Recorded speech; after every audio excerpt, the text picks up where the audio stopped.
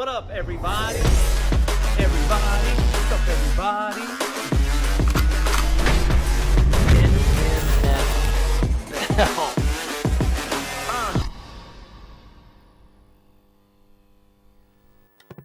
What's up, everybody? Welcome back to the What's Up, Everybody podcast. Here with my co-host, Sweet Tea, in the house. It's been a minute. It's been a while. It's been a while since we've done a podcast. Mm-hmm. Why is that, Tony? Why don't you tell the world? They actually say you shouldn't do that. Really? Why is that? Because you don't want creepers creeping, you know what I mean? Oh. But yeah, I had a kid. Third kid, third child, third healthy, beautiful baby boy. So anybody who's had chitlins out there, y'all know the deal. You can't just be like having them and then dipping out day one. So we took some time, get settled in, all that good stuff. But everything's good to go. We're back. Yeah. With the cast. Not to mention, you know, it was kind of slow there for a little bit in the fight game world. Yeah, it was. I mean, you didn't have really, super exciting fights. You got some coming up. You got International Fight Week coming up. So you're going to have some good ones going to be popping. And from what I hear, it's going to be July's going to be sick. Yeah. The fight cards in July are going to be some good fights to talk about for sure. So a few of them are in speculation. I mean, people were talking about they just they announced. So somebody leaked a photo of upcoming fight cards of fights that people are working on, and you had Nate Diaz Hamzat, which is mind-boggling to me from a Nate Diaz standpoint. But I kind of have some idea of why he would take that fight. Then you had wasn't it Izzy and Cannonier? Yep, Izzy and Cannonier. But that's been like finalized. That's been like made legit, I think. Yeah. And there was one more, right? I think so. Munoz and Sean O'Malley. Yeah. And that was basically finalized as well. The only one that hasn't been like legitimately finalized or spoken about by the fighters is Hamzat and Chimaev. Diaz. I mean, Chimaev and Diaz. Yeah. Yeah.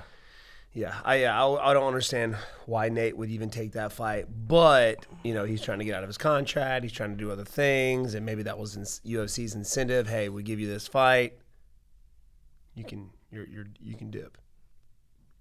Yeah, that was my idea. You just stole it and said. Oh, I thought we were just continuing to talk about it. So. Yeah, no, that's cool, man. You can have it's your show, so you know it is. But yeah, no, it makes sense. Nate Diaz has been wanting out of the UFC for a while. He's obviously expressed his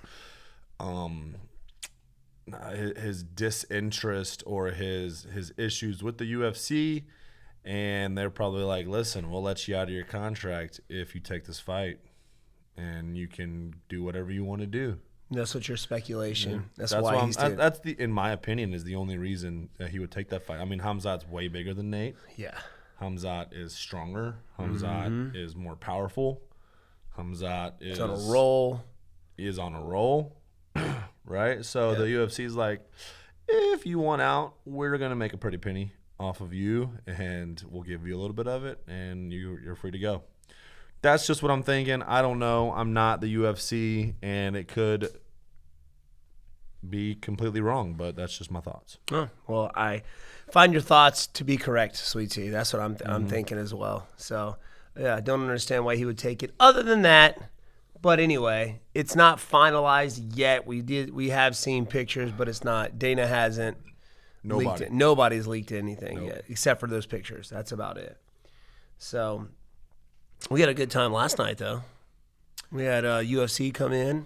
Mm-hmm. Well, we had UFC. Yeah, last night, the other night, this weekend. We're filming this the day after the fight, so you guys don't see this till Monday, but you guys get the idea. UFC 274. Fight parties. We're the fight party MVPs. Dude, we have to be. We need to get an award just for that. We're doing a UFC fight party. Hall of Fame for the most fight parties. Most fight parties, because we're back to back, right? This year we killed it in fight parties. Yeah, we're undefeated in fight parties. I suggest you guys go to UFC Fight Pass and go check those out. Our reactions. That's essentially what fight party is. And it's not just us. It's a bunch of different fighters throughout the country. They're all set up. They're all mic'd up. And the UFC sends these little crews out to film the UFC fighter plus a couple of guests and, film their reactions to the fights. Yeah. But the thing is, every time we do it, and we talked about this too, we always get the cards where we're expecting some really cool, exciting knockouts. For some reason, they just all end in decisions. Like there's no wows. Except for this weekend, there was one wow. Actually, two wows. Yeah. Well, no, yeah. So the last card we did a fight party for was the Hamzat card. I forgot. So UFC 273. Yeah. Every dang fight went the distance. Even the Gilbert Burns Hamzat fight, which no one did. It was long night. There was we didn't get out of there until almost 2 a.m. Dude, it was rough. Yeah. We were like just dying. Yeah. Dude, the camera crew was just about to fall asleep. Dude, it was rough because we're on the East Coast. They give the East Coast no love in terms of fight scheduling. We're always running into the wee hours of the morning. I know this is us Americans complaining when people in other countries they get that 5 a.m. or 4 a.m. This is just out. regular Americans complaining. But anyway, it was fairly late. When you're used to going to bed at 9:30 and you're just like, and you have to, you can't take like a nap. Yeah, you can't like nap on any other fights. You got to stay awake and try and. We had a few try to nap, and then the UFC was like, "Hey, wake that dude up in the back." They're fired. Get them out of here. UFC blacklists them. Shout out Pops. They're never allowed back. Yep. Well, you can't tell Pops he can't come on the show. No, so it's at his house. Yeah, exactly. That's happening. But UFC 274. Let's just jump right into it. Well, before we get into the actual fights, let's talk about leading up to the fights. A couple of things happening. Yeah. Oliveira, for one, not making weight. So you don't know if it was on his end, if it was the UFC scales end. I know there's a debacle there on what's going on, but obviously, they're saying he missed weight, right? I know the team saying it was the scale. The commission. The Arizona State Athletic Commission is saying that Oliveira missed weight, and he's no longer the lightweight champion. Now, has he ever missed weight before?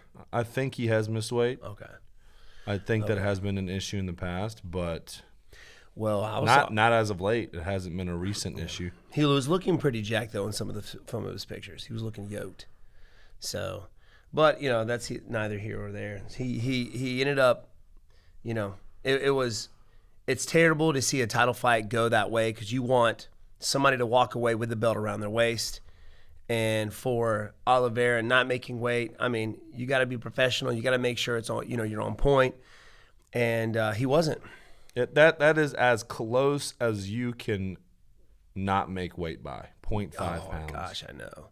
And we were talking about this last night or the night, of the fight. Like, he's sitting there still trying to make weight, and it showed Gaethje was already back up to what, 165? Supposedly, yeah. Supposedly. Gaethje, yeah. No, Gaethje. Gaethje posted a pic. He was like, Oliveira still got to cut half a pound, and I'm already back up 10 pounds. Yeah. Obviously, if you saw the fight, it had zero effect on anything, but it could have. And again, man, losing a title over half a pound. Oh, Mike's like, yeah. What are your thoughts? What are your thoughts, man? Just on the fight itself or him losing Definitely the belt? not the fight itself because that's last, but on the whole weight thing.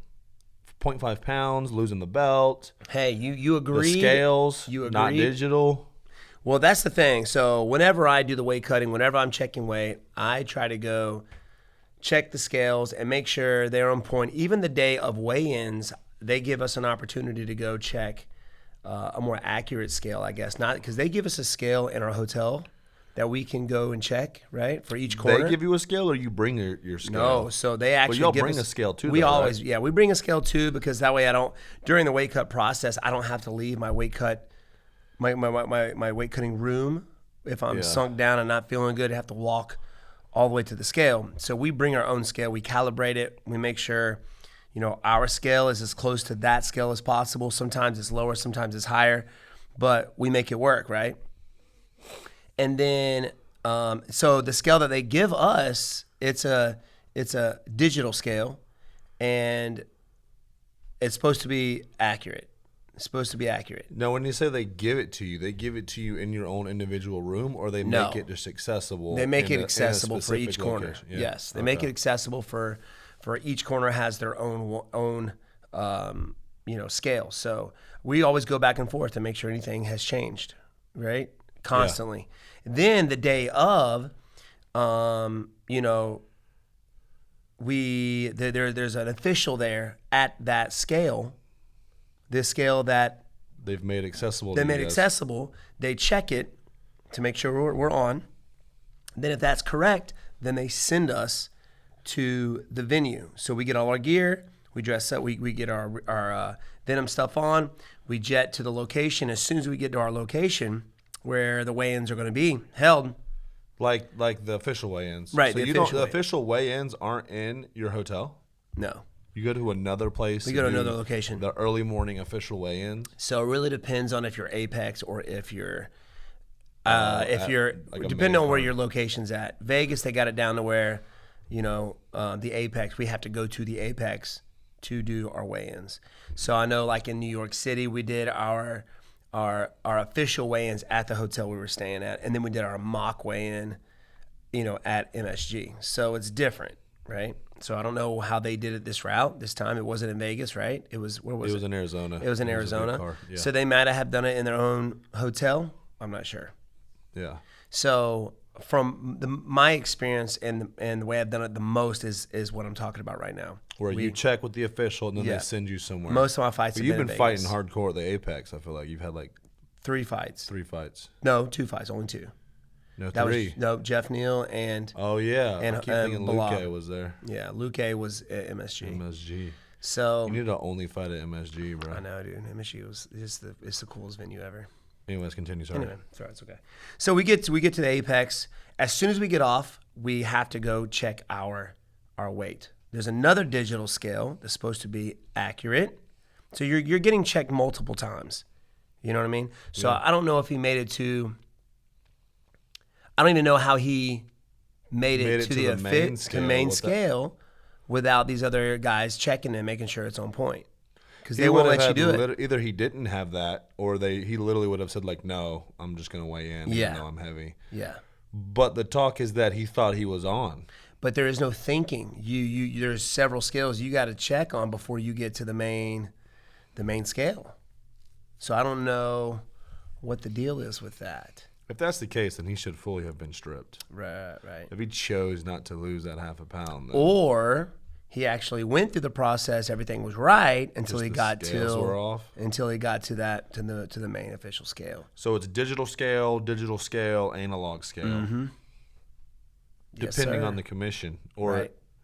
Have you ever weighed in officially on a digital scale? I don't think so. No. I have not. Not that I can remember, actually. For the UFC. Yeah, for the UFC. Not that I can remember. I don't know if MSG was a digital scale or not. We have to go back and watch that. But I've always had somebody, and I think so. I think I have had an official weigh-in on a digital scale where you just stand up. No, that's just mock. That's just the mock weigh-in. No wonder. I'm thinking that. We had the official weigh-in, and then we went to MSG because we just stood up there, posed, and just ran off because it was mock. So that's what I'm thinking of. Oh, okay. So we've had somebody there, moving the scales. So yeah, I don't know what happened behind the scenes, but he's stripped, and he's number 1 contender. Yeah, that's crazy, man. You lose the title over half a pound. Now it became. I wonder how his contract is structured in terms of pay. Because you get a championship payday, right? Mm-hmm. If you're fighting with the belt. But if you don't have, because I remember whenever they were structuring your contract, or it's like, okay, if you fight for the belt, you get this much.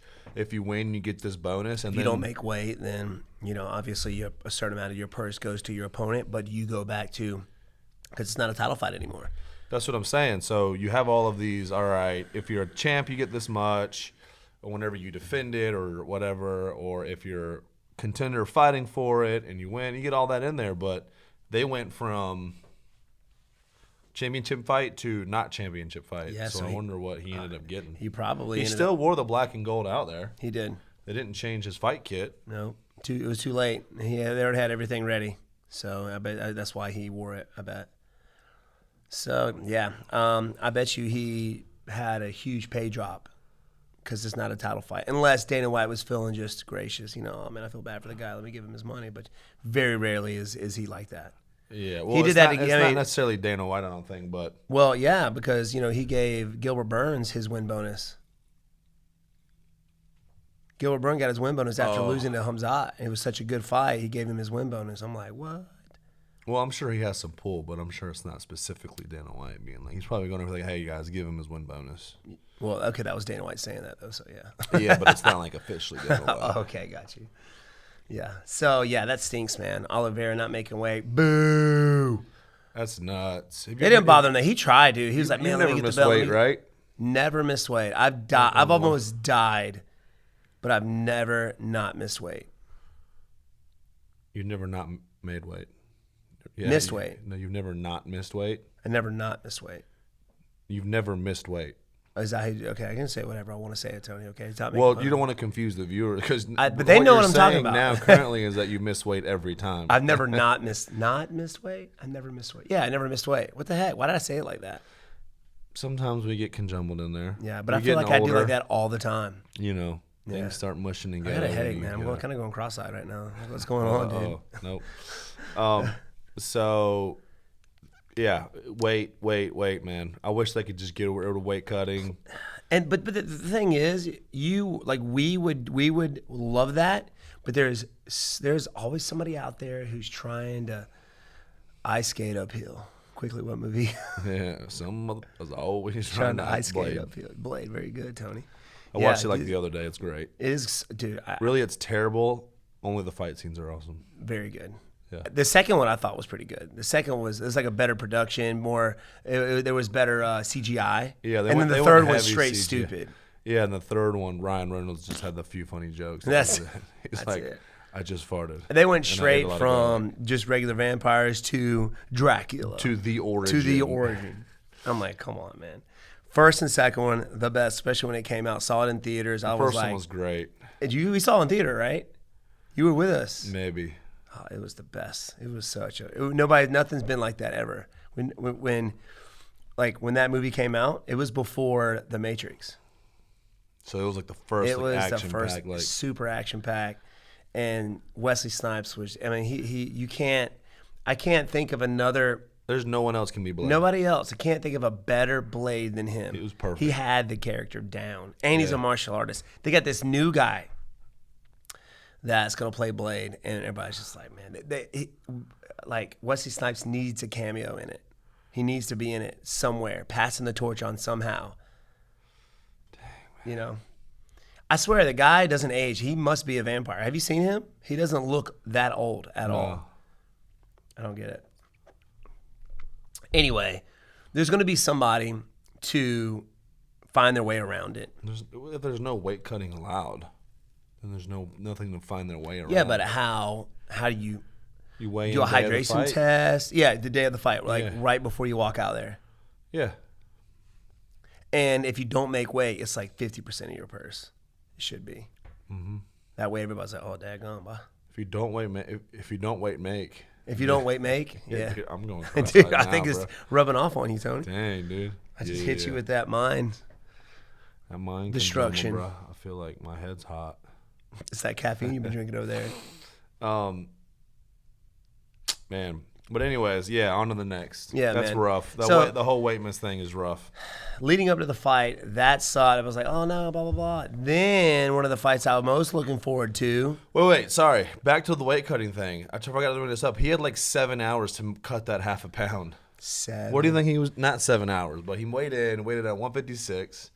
Weighed in again, weighed in at 155.5. Had an hour to lose that 0.5, and then came back and weighed 155.5 again. He must have been. So do you still think it was the scales, or do you think dude. he just was like, I'm not losing this half a pound? No, dude. Because he can still lose weight. Because I've struggled to get to 170 before, and while I was at the venue before the weigh-in, I was still sweating, cutting weight. I was still dropping.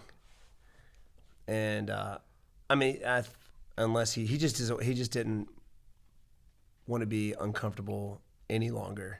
He was probably just like, all right, that's it, guys. Yeah.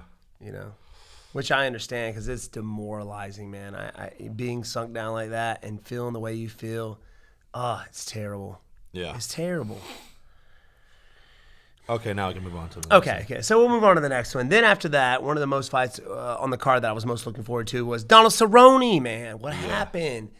And this card was full of just, I say vets because these guys have been around for longer than I have, or just as long as I have. Yeah. And and Donald Cerrone ended up getting sick, and I wanted him to come back and just it was food poisoning. According to Ariel Helwani, he got food poisoning. That's what his team said. Terrible. Chalked it up to FP. Dude, that's rough. Food poisoning don't kick your butt. Yeah, he must have had that sushi or something. I don't know, dude. Who knows? Yeah. We had sushi yesterday. It was delicious. I can just imagine, though, you're cutting weight, blah, blah, blah. You go and get some sushi, get some rice, get some salt back in your body with that soy sauce, and then you just get that would suck to cut weight and then to get sick the day after you cut all that weight. So then you're like throwing up all of your rehydration. Oh, my gosh. Terrible. So needless to say, he didn't get to fight Joe Lozon. No. Yeah, man, it was like a card full of vets. If the Cerrone Lozon fight would have stayed on the main card, then the newest fighters on the card would have been Rosen. Yeah. Really would have been like Gaethje and Chandler. Yeah. Those have been like the youngest guys on the main card. Fighters on the main fighting card. for the title. Even Rose and Carla have been around a minute. Man, I was looking back at we were showing some. So our fight parties at my parents' house. They have a really nice compound out there in South Carolina. And then we had some guys that had never been there before. That are some of our buddies. My dad likes to give them the tour of the house. And we go down to the workout area, and I have some of my posters up there that all the fighters have signed on the card. Yeah. So we keep those for ourselves. So we put those in frame. They're nicely framed. I was looking up at the Jake Ellenberger fight because we were heading the Ultimate Fighting Championship TV show, and I was main card, and Usman was right there. They have a picture of all the fighters of the show, and he was kind of just in the back somewhere, and I was main card. Now he's champ. No, he's not just champ. He's the pound for pound best fighter it's crazy. in the UFC, according to the UFC. Yeah. Yeah. So I was like, man, dude. And I looked so young. I was like, well, I was like 30. I was like 30 right there. Well, after age 25, it's like every year, it's like more than a year after that, What does that mean? Like dropping down, like just getting weaker? No, just like wimpier like from age 20 to 30, you don't look like you've aged that much. But then like after that, it's like every year, it's like you add on like 3 extra years per year. Yeah. So then from 30 to 40, you're like basically a walking corpse. Dude, well, I go back and look at my picture, and let's say you use the same picture over and over again. Yeah, you never know. Well, let me tell you what it is, and I swear to this, and I wish I had the dedication to do this full time. Whenever I'm in fight camp and I'm drinking so much water, it's crazy what hydration does for your body. Oh, yeah. Man, drinking a gallon a day or a gallon and a half a day and working out and eating right, whenever I'm in camp, I look like basically 10 years living younger. A quality lifestyle. Yeah, just a quality life. It's so hard. It's so hard to live that kind of a lifestyle full time. And it's hard for me because, when you're around all this good, delicious food all the time, it's hard. Like we had Carrabba's today. It was so good. It was like, man. And I do like the week of the fight when I'm in the hotel room, I'm like, bro, why do I look younger right now? It's just my skin's all shiny and stuff from all the water I'm drinking. And now I'm just looking like I'm like 50. Yeah, dude. My hair turns brown again. Yeah. I'm just kidding. Yeah, man. But yeah, that's what hydration does for you. It's crazy. Absolutely. I wish I could just drink. I hate drink water. more water. I hate water. It's super boring. It is. When you got sweet tea, or a good old fashioned nothing to get the brain zinging. Yeah. It's like let me just drink nothing. Let me just. Yeah. But there's nothing. But even bottled water is terrible for you. Yeah. Where do you get good water from? The hose pipe? The hose pipe. Yeah, you get all the minerals from the creek. You got to go down to the creek. Down the creek? Yeah. That hose pipe. I saw a Theo Vaughn thing. He was talking about drinking from the hose pipe. And he was talking about taking that hot hit, or that hot house hit. Yeah, dude. He's like, that first glip is like. Yeah, he's like, I had my buddy Brian, man. He would get that hot house, that first hot house hit, where he's like got hot water, and he was like, he would set it down, go to the neighbor's house, and do another one. He said he had all that vitamins and stuff from all the old pipes in the house, and he said he'd be walking through the house, and all the light bulbs would be like leaning towards him because he's just glowing of minerals, dude. The way that guy talks, dude. And he pops off the top of his head. Yeah, so funny. Go check out Theo Vaughn, y'all. Yeah, I'm sure y'all have already heard of Theo Vaughn. If you're MMA fans, you've heard it because he's on Joe Rogan's podcast like all the time. All the time. He's so funny, dude. And it's crazy because he's like 45. He looked good. I think it's the hairdo that's doing it for him. Yeah, he must be taking them hot house hits now, bro. He's looking sharp. He's like, he'd be siphoning up a dead lizard out of that thing. He said he'd take it. Oh, my gosh. Dude, that actually happened to me one time. I didn't drink the dead lizard, but a dead lizard shot out. Yeah. I had a big old, I was driving and I just had this massive pterodactyl take a dump when I was driving in my car. It was just a pterodactyl. It must have been because it hit my windshield and covered like half the windshield. I was like, what is this? I was like looking up, making sure nobody was above me, dropping white paint on my car. And I had one of those hoses that like when the water goes through it fills up. Yeah. And then the water drains out of it. It shrinks down. Yeah. I blew it up. Like it blew up. Literally blew up. They blow really? up. They're only good for about a year. Dang. Then they blow up. The cold, the weather gets to them. So you just got to, recycle. Yeah. Get another one. Yeah. Use it for a year and get another one. I mean, they're cheap. I got it at the Dollar General store. So. Wait, don't move. Don't get it. You got it. All right, cool. You got some eyebrow hair falling out. At least it's not your head hair. I know, dude. We were blessed with some good hair, Sweet Tea. Straight up. Show him your hair, dude. Hallelujah. I mean, y'all know my hair. Got some good. Y'all know my luscious He conditions locks. Look at that, bro. Absolutely. Tony, you look like a 1990s kid that wears freaking goth. No, what is it? Alien wear? Alien with the big bob. It's not Alien wear, is it? Yeah, it's Alien wear is the computer.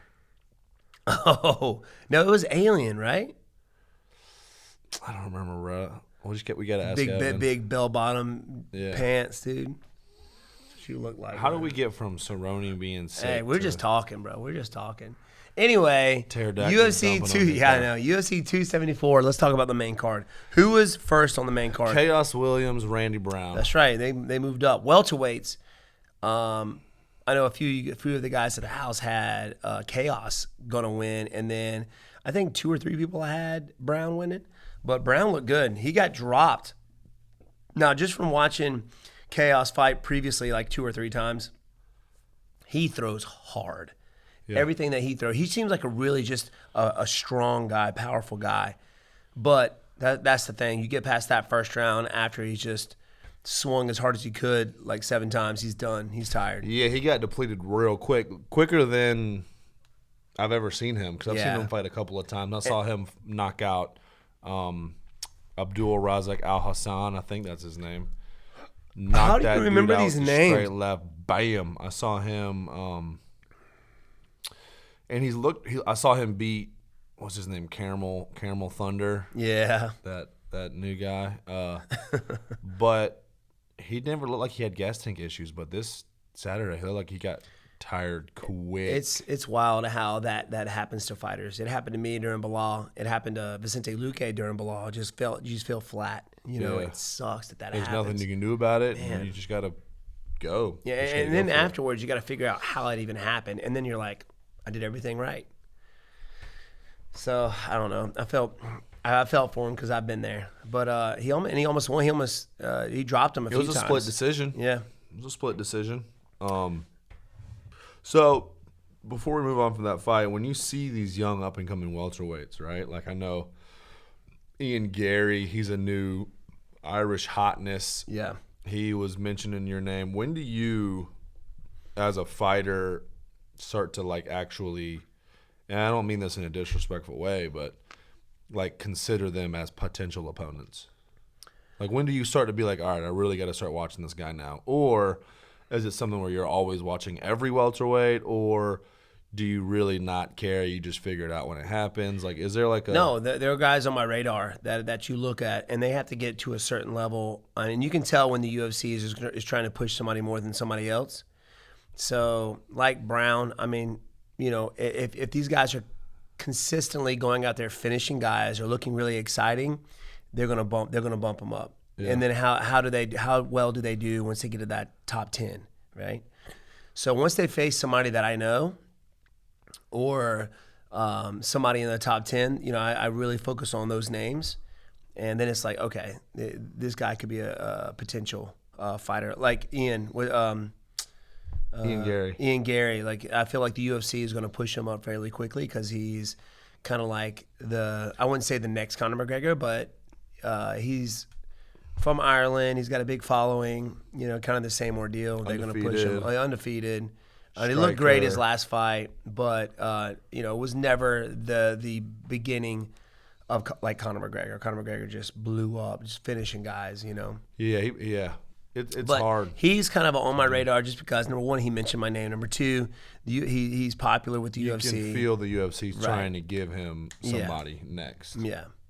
So, I mean, but somebody like Chaos or Brown, I'm really not. They're not. I mean, I watch them, but they're just not like, you know.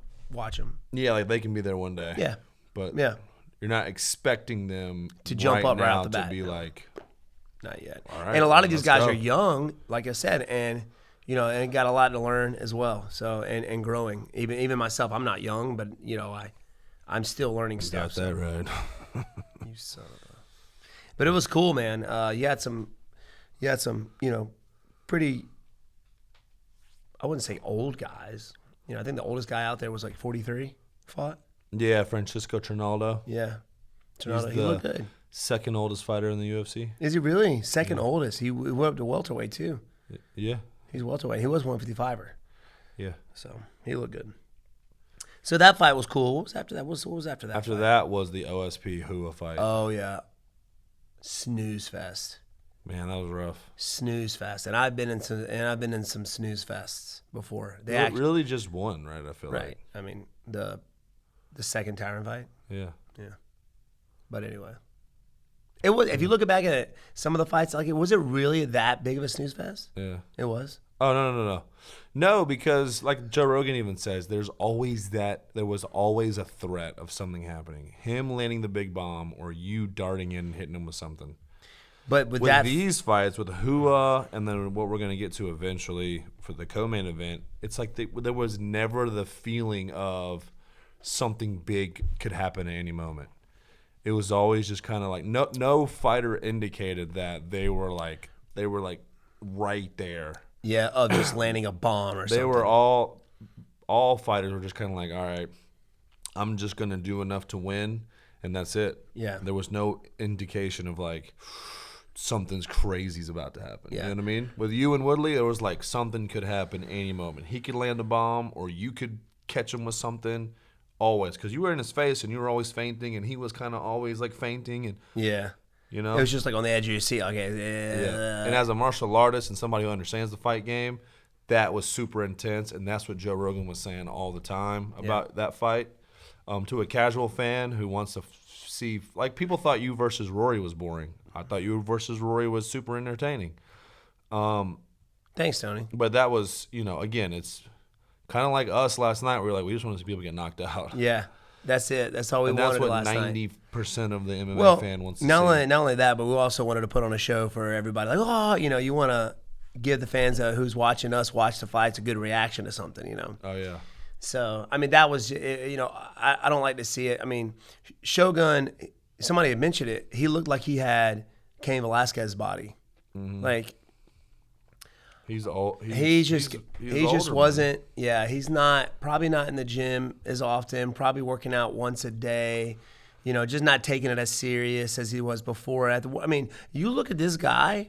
He went through Murder's Row, through Pride, through the earlier days of the UFC, the guys that he was fighting there. I mean, the guy has fought legends, man. Mm-hmm. Pride. I mean, you fighting Pride like you're a legend. Yeah. You're a legend. You fight Pride. He had 2 wars. I think he ended up knocking him out, right? Lyoto Machida. One of them went in the distance, and one of them, I think he finished Lyoto. Yeah. So, Lyoto too in his prime was just, oh my gosh, just awesome. OSP too. He fought John Jones and went the distance with John Jones. He's laid out. He knocked out Corey Anderson with a nice head kick. But it was watching those guys out there was just like, what can I just do enough just to win the fight? Yes, it's like, let me just get this. Let me. I'm not going to throw anything powerful. I'm just going to throw something out there just to keep you away. Yep. And maybe land a front kick here and there. Yeah, which he did. A lot of, right? So that was number one. I'm like, oh my gosh, man, why again? We got the most boring fights for it, but for the show, when you're out there and you got the fight party, you want to give a good reaction. Give a good reaction to something. We were like, react to. I feel like the guys there only heard us complain about the fight. Yeah. Well, even the commentators, it was bad when they were like, and don't forget, guys, we have Michael Chandler and Tony Ferguson waiting in the helms to come out. Yeah. So don't leave. And they start talking about other stuff. Like, what are they doing in the crowd over there? You saw like the light. Yeah. Cell phones. Look at the weird lights, man. That's just weird how they're all doing that. Isn't that weird? Isn't that weird? But that's what you expect. Yeah. And you know what? That's kind of why I'm not super upset that the Cerrone fight was off either, because I feel like that would have been the same. Cerrone and Lozon. You think so? Older guys, maybe a lot of grappling, just a lot of top control, nothing real heavy. So, you're getting older. You don't have the spring. You don't have the pop, or you don't want to. You don't want to. Yeah, feel tired out there. You just want to get a position and hold on. You know what I mean? You don't want to go out there and potentially do something stupid and you get knocked out and then you get cut, right? You win this, even though you barely win it, you can still stay in the UFC. Yeah. A lot of factors going into that. Yeah. But then, like I just mentioned, Michael Chandler and Tony Ferguson up next. Holy camoly. Bro, that was intense. Holy guacamole. Yes. And Chandler, every fight he's had in the UFC, he's gotten clipped. Yeah. Tony Ferguson was looking great. He had him clipped, man. He was looking great. He looked like he was having fun again. Yeah. It's exactly. He was smiling out there. He ended up getting taken down at the very end of the first round, but cut Chandler open with some bottom elbows, like Anderson Silva style, throwing elbows from the bottom, ended up cutting him. And he was looking really good. I was impressed to see Tony Ferguson out there. And, like me, you see the grays in his hair now. Mm-hmm. You know what I mean? So it's like, oh, man, I always cheer for the veteran guys, even though, maybe a lot of these guys shouldn't be out there, but I'm not saying he shouldn't. But, I want the veterans to win because I grew up watching these guys. I've been in the game watching these guys win. It's sad to it's like actors. You feel bad, all the action stars that you saw growing up, and now they can't do it anymore. Yep. You got these new guys coming like, oh, man. But, he looked really good. Second round, it came out of nowhere. Absolutely nowhere. Nowhere. I didn't even see the telegraph. I was like, oh, here comes the front kick. Mm-hmm. Did you see the picture? The memes and everything? Dude, crazy. It was the hardest front kick, and it landed perfectly. Right up under the chin. I don't see how he didn't break his foot. With the ball of his foot. Yeah, it was perfect. It was perfectly. Toes pulled back. The stars aligned. Dude. Planets aligned, and he just threw it. Boom. It was awesome. That's got to be the top front kick finish. Yeah. I can only think of 3 of being at the top. You got Anderson Silva, who was like the first to do it. Mm-hmm. You had Lyoto Machida, flying front kick. Actually, he flying front kicked. Who did he fly in front? Couture, and he knocked out Vitor Belfort again with the same thing. Oh yeah. And then you got this one. And the Cheeto Vera Frankie Edgar one that just happened but for some reason it just wasn't like a. Maybe because it wasn't a veteran or somebody that's been in the game for a long time. It was like, yeah, he was a Frankie knocked him out. Wow, it was cool. Really? The Cheeto and Frankie one? The first old man face? You saw I didn't think it was face. that bad. Like that front kick was like, I don't know. It just didn't hit me as hard as Chandler knocking out. So of the top 4, that would be like number 4. Yeah. That would be like last place for you. Yeah. 4 or 5. Yeah, this one was incredible. This one was incredible. I would love to say Anderson's was number 1 because Steven Seagal told him that. But yeah. No, yeah, it was out of nowhere. And he even said it. He was like, honestly, we didn't even train that. I just saw it and threw it, and it was perfect. And here you go. I'm on another list for potential KO of the year. He had fight of the year last year with Gaethje. Yeah. About to get KO of the year. God.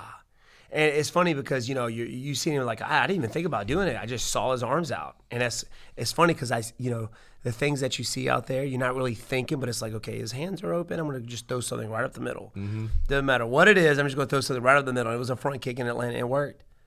Golly. The heck, dude.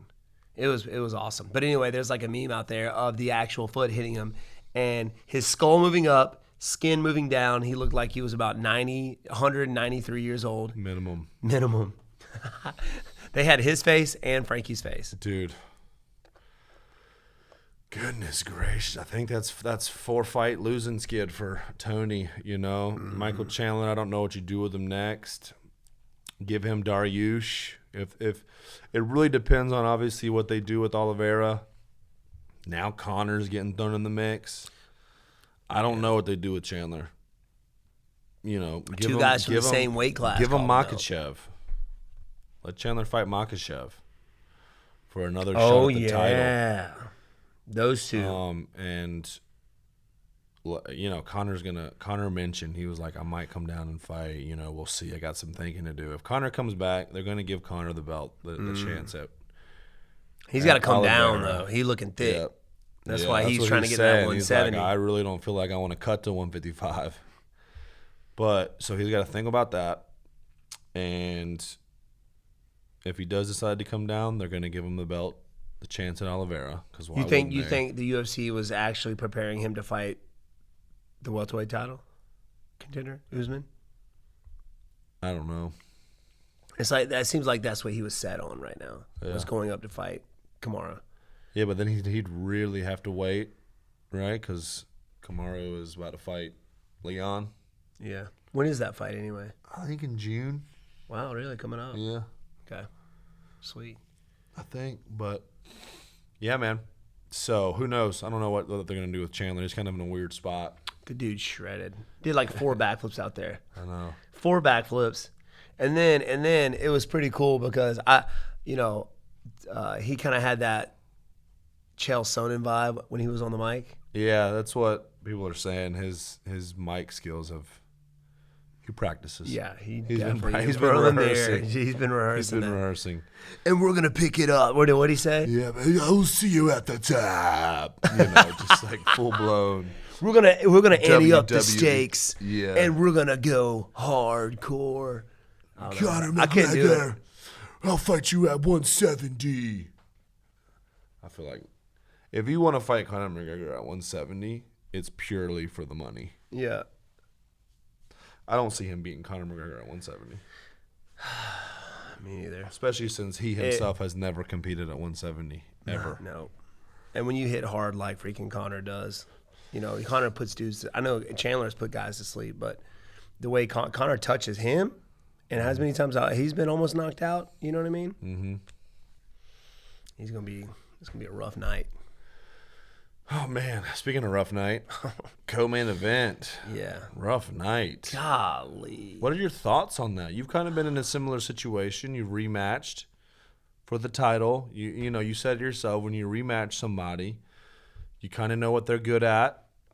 So you're kind of hesitating, waiting for that. But then they also know what you're trying to do. And then you both know what each other's trying to do. And you never get to do what you're trying to do because you're both canceling out each other's trying to do-ness. So nothing really ever happens. Yeah, and nothing did happen. Mm-mm. I feel like Rose was definitely the one playing it safe. I think Which was mind-boggling, right? What does Carla Esparza have? The takedown. That's what could she not do to Rose? Take her down. Take her down. If she did get her down for a second, she was right back up. Easy. 0. And she let her off. Like, she'd get back up and just go back to the center. Like, why didn't you capitalize on while she's getting up, punch her, kick her in the face? Where was that round kick? You know what I mean? Where's your boxing? Where's your jab? Where's anything? All she did was just wait for the takedown, defended it. So everybody's like, oh, you know, and she's like, how did I not win? Because all you did was defend. It was all defense. At least her opponent was coming forward and trying to take her down because that's all she's got, you know. Yeah. We know that. But I thought they just made a plan backstage not to punch each other in the face because she had a wedding coming up, you know, girl code. Yeah. You know? That was rough. That was rough. I was literally ready just to walk out. That was rough. That was a rough fight to watch. Tony, was it rough? It was rough to make it through that one. And then at the end, again, like I said, with you and Woodley, there was always a hint of anything could happen at any moment. Somebody is like you both were like waiting right there, like, on the pounce. edge, right like on the waiting edge, to pounce. With Rose and Carla, it was just kind of like that wasn't there. Yeah, at the end of our fight, I felt like I was like, man, I just had the hardest fight ever. And I look back, I was like, I didn't really throw a whole lot because I felt like I was like, oh man, there's so much going on right now with these feints and moving and stuff. But I feel like out there with her, that was the actual game plan.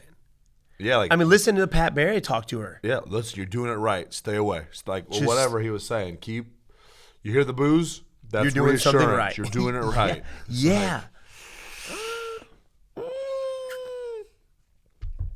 If it was me, I mean. If Carla Esparza also had knockout power, yeah, I could understand fully, right? Like with Woodley, you had to worry about the takedowns and the knockout power. Carla Esparza is only trying to take you down. And that's really it, control you. And so it's almost like whatever, the worst that's going to happen is she takes me down. Let me go for it. It's like Rose was not even doing that. She backed up the whole time, and I've never seen Rose ever fight like that, ever. Yeah. Ever. And I remember that's what she was saying. Like, I've never done that before, so give me a break, you know. Like, you know, can I not have one, boring fight? Like, us fans are like, no, you can't.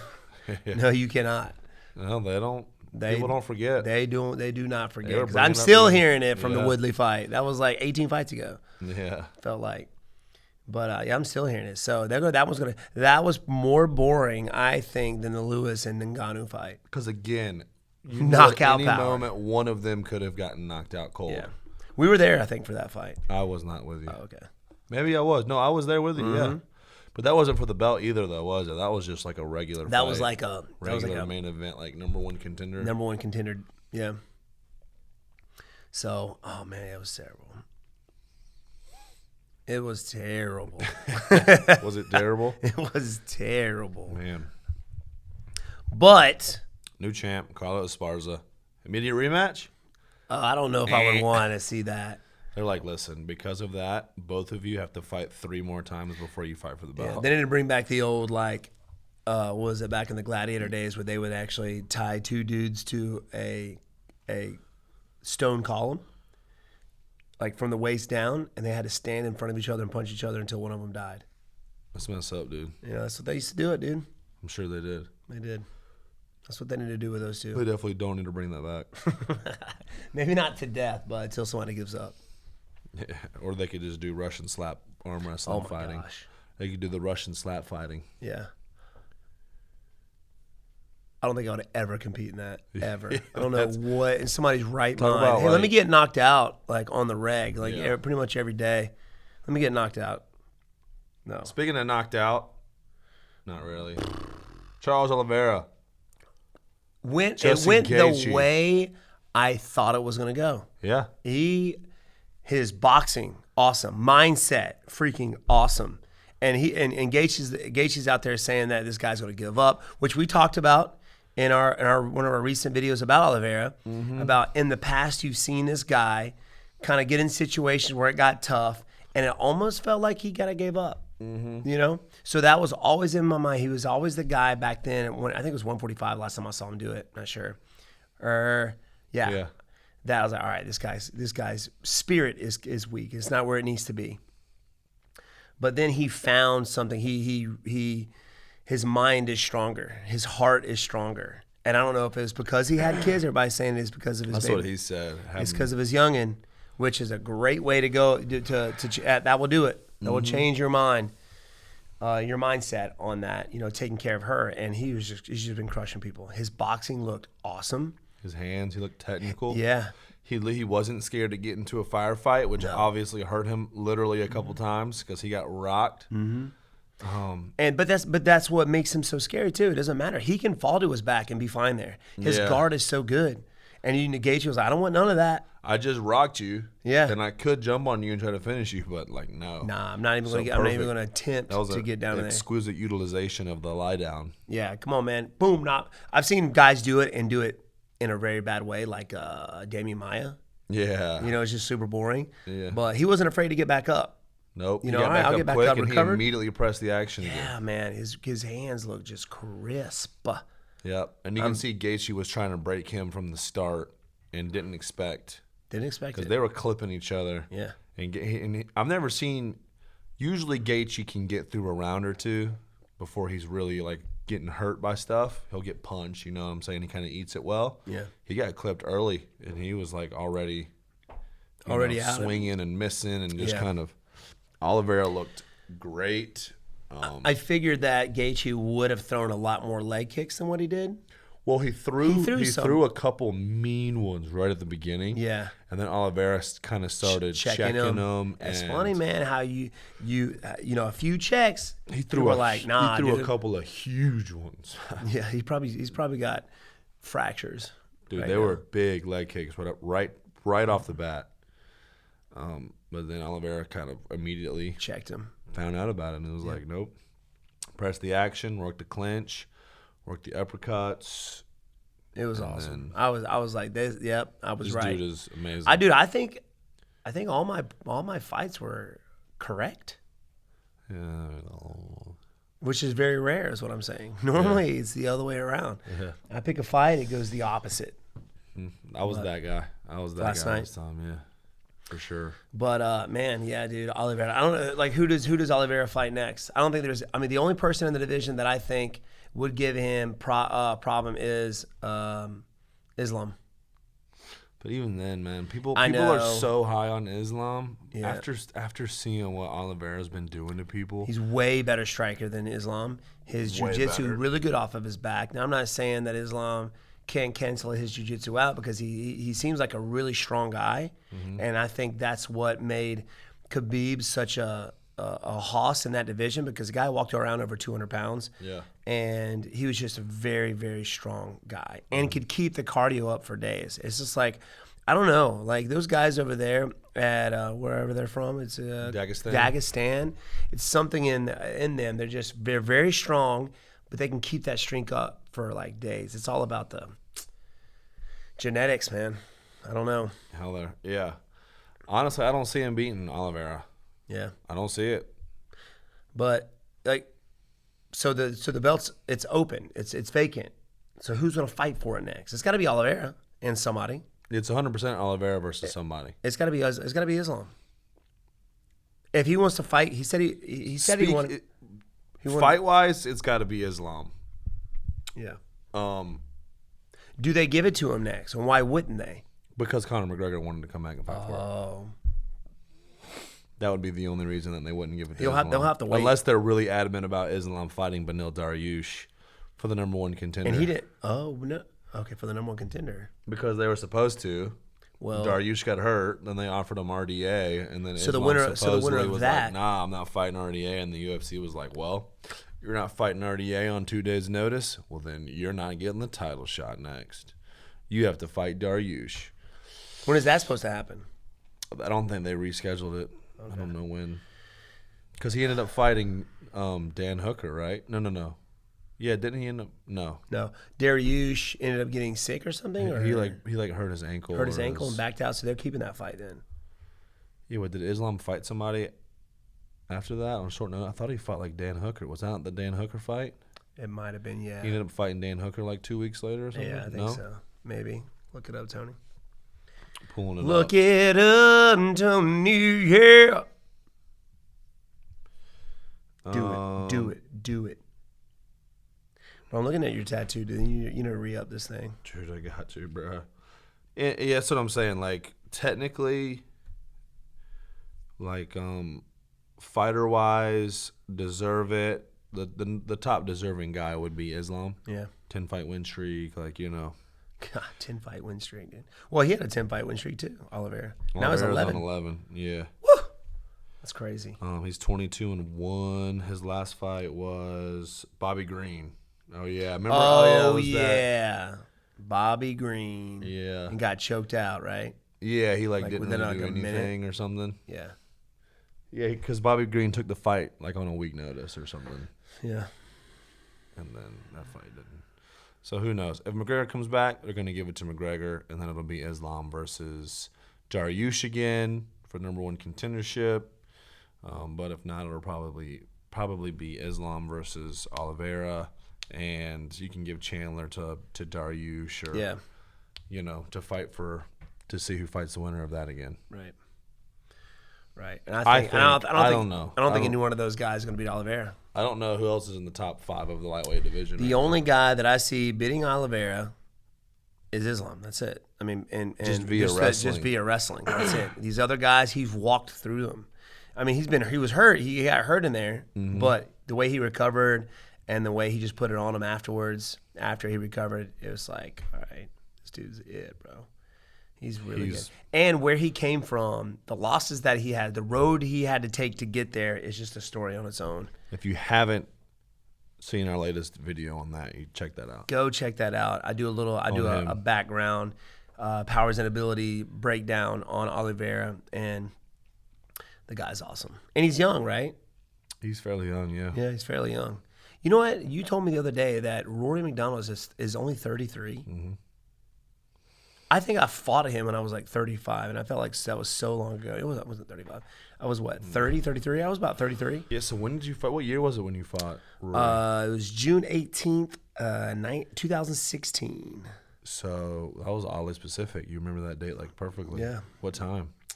I believe East Coast, I think it was around 1 o'clock. AM? Yeah. PM. I have no idea. I literally just looked up on my phone. Hold up. It didn't say. It was UFC Fight Night 89. Ottawa. Yep, Ottawa. I remember being terrified for that fight. Why? Because it was such a monster. Rory freaking McDonald. Yeah, dude. And then you went out there and just did great. Those were the good old days. Dude, that was during the Wonder Walks. Remember that? Me, you, Chris. Yeah, that was the first Weidman. That was like one of Chris's first camps with you was against Rory. Yeah, like and he cornered me. Mm-hmm. I got to get him back in the corner. I needed you in the corner, man. I need to get you in the corner. Yeah, dude, you'd win every fight if I was in the corner. Why not? No, I said you would win every fight if I was in the corner. Oh, okay. Yeah, I need you in the corner, dude. 100% guaranteed. You and Pops, we got to tell Carlos that he just needs to, like, nah, bro, you can't. We'll put Sweet Tea in there. No, we can't do that. Yeah, I know. I love you, Carlos. Before we get out of here, dude, last thing, we got to talk about Karate Combat. Super pumped. First event of season 4. Next weekend, right? Coming up. No, this weekend. This weekend. May 14th. Ooh, Karate Combat. The return of Rafael Agayev. I'm super pumped for Karate Combat. Yeah. I wasn't really sure about it, and then you got locked into, you know, being a sensei and all that cool stuff. Now I'm like super into it, so I'm definitely going to be watching. Tell these guys where they can tune in and watch these fights, because it is action. Super easy. Karate.com. Literally, that is it. You go to karate.com and everything, it's striking, it's karate at its finest, it's full contact, so there's knockouts. It's got you got ground and pound, but it's also unique because of the way that they set up like the venues. They're like not really venues, but it's wild. Really it's cool. Wild. And there's always a story behind every Karate Combat. Like it's always based around Boss Rutan. Like I remember one of the first ones, Boss Rutan was lost in like I don't know if it was like in the past. He was lost in the past. He was lost in the past, like and then another. And so the venue kind of relates to the past, and then he was lost in the future, and now he's lost in the metaverse. So me and GSP had to go find him. So I wonder what it's going to look like. Yeah, it's supposed to be pretty cool, but yeah, man, you got a lot of guys, and I come from a karate background, which is why I'm one of the senseis for karate combat, like GSP and Boss Rutan. And I got welcomed to karate combat by GSP slapping me in the face. Thank you, GSP, for that. But yeah, it's super unique. Everybody talks about my style, where a lot of these guys that have done karate, like myself, I had the opportunity to go kickboxing, and then obviously to the UFC. And a lot of these karate fighters don't have an opportunity to do professional karate. Yeah, you had like tournaments and stuff, but not really where you make a living doing it and make some money. Really, your only main opportunity as a karate fighter is the Olympics. Yeah, and that's recent. Yeah, that's fairly new. That's fairly new, and I believe in the next Olympics, the Kumite karate is not going to be in it anymore. So it's going to be the Wako Blake Trent Kumite style. the one where that dude got kicked really hard? Yeah. And then they were like, no, we can't have it. It's too violent. No, it wasn't that it was too violent. It was the fact that, you got boxing where knockouts are legal. You got Taekwondo where guys get knocked out and it's legal. It was just like, all right, this dude got knocked out and this guy gets gold because of it, because he got finished. Yeah. And the fans, I don't think, liked it that much because of that reason. It was a big talk there for a while about that, especially in the fight sport. People who follow the fight sport, people were disappointed why the guy didn't get the gold. Yeah. So, and which, it's a combat sport. If you don't block it, or if you lean into that kick, you're going to get put to sleep. And the guy didn't hit him hard. He just leaned into it. Yeah. And it was there. It was so clean. It was beautiful. It was beautiful. So I don't think that style of karate. You have Kumite, and then you have like the Wako point fighting style rules, or continuous rules. So I think they may have all of that. Kumite. What is that? Blood sport, bro. I was asking them. Yeah, but it's all good, dude. I think it's still time is below. But anyway, time below. These guys have the opportunity to actually go that route. So you'll see a lot of guys kind of with that style. It's cool because it's a bunch of different karate styles. Yeah, it's not just. It's not like, see, karate is the umbrella, and then there's Shotokan, Wataru, Goju-ryu, American. A lot of Shotokan practitioners, because Shotokan really utilizes the Kumite style sparring, but it's really cool, man. I'm excited. It's fun to watch. I'm going to be tuning in. Yeah. So you guys tune in, check it out as well. Karate.com. Yes, sir. Simple as that. Feels good to be back. I agree. Sweet Tea, I'm glad you're here with me, man. Me too, as always. Thank you. Appreciate you guys hanging out with us today. Make sure you hit that subscribe button if you haven't yet. Sweet Tea, let them know where else they can listen to the podcast. Obviously, right here on the YouTube channel. And if you don't want to watch it, then you can go to Apple Podcasts, Google Podcasts, or wherever you listen to your podcast to hang out with us every Monday, except for like the last 2 Mondays, but starting now every Monday. Us. Karate.com. Check it out.